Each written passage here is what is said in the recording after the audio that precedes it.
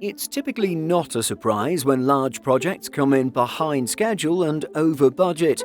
However, the new modified Boeing 747-8i Air Force One aircraft, designated VC-25Bs, take this trend to another level. Responsible for seeing the project to completion for the United States Air Force, or USAF, Boeing recently reported further losses on this fixed-cost contract. As highlighted by CNN on October 25th, Boeing posted further losses on the work to provide the US President's future flagship aircraft. The company reported further expenditures totaling $482 million on the contract. In fact, the deal to modify two jumbo jets initially built for commercial airlines has now lost Boeing a total of $2 billion, $1 billion for each aircraft. Boeing's chief says it's due to engineering changes, labor instability, as well as a resolution of negotiations with a supplier. You may recall that in 2018, Boeing agreed to provide the Air Force One jet at a cost of $3.9 billion.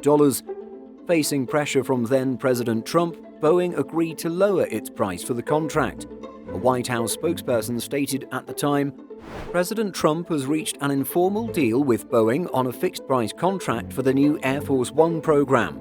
Thanks to the president's negotiations, the contract will save the taxpayers more than $1.4 billion.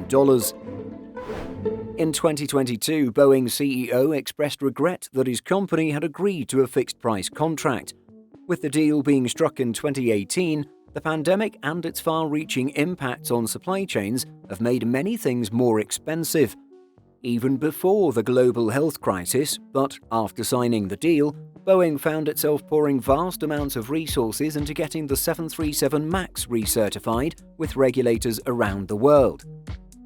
In April 2022, Boeing's CEO was quoted as saying, "Air Force One, I'm just going to call a very unique moment, a very unique negotiation, a very unique set of risks that Boeing probably shouldn't have taken, but we are where we are."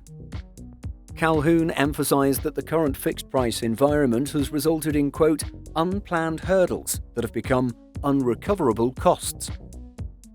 The delivery of the first of two jumbo jets was supposed to take place in 2024. The biggest questions early on were over aircraft livery and whether the current US president would even experience the new jets due to their term ending at the end of 2024. Over time, both of these questions have been somewhat answered. On the topic of livery, President Biden has opted for a paint scheme that is much more similar to the existing paint scheme. On timeline, March 2023 updates from the Air Force now place the arrival of the first aircraft in 2027, the second in 2028. Thus, President Biden would certainly not be flying in the new aircraft this term. Now several years behind schedule and billions over budget, Boeing is eager to do everything it can to ensure that the project isn't further delayed or incurring further unexpected costs. Neither of these things, however, are guaranteed. What do you think of this situation? Share your thoughts by leaving a comment. In addition to our daily YouTube videos, Simple Flying publishes over 150 articles every week. If you're looking for the latest aviation news and insights, visit simpleflying.com.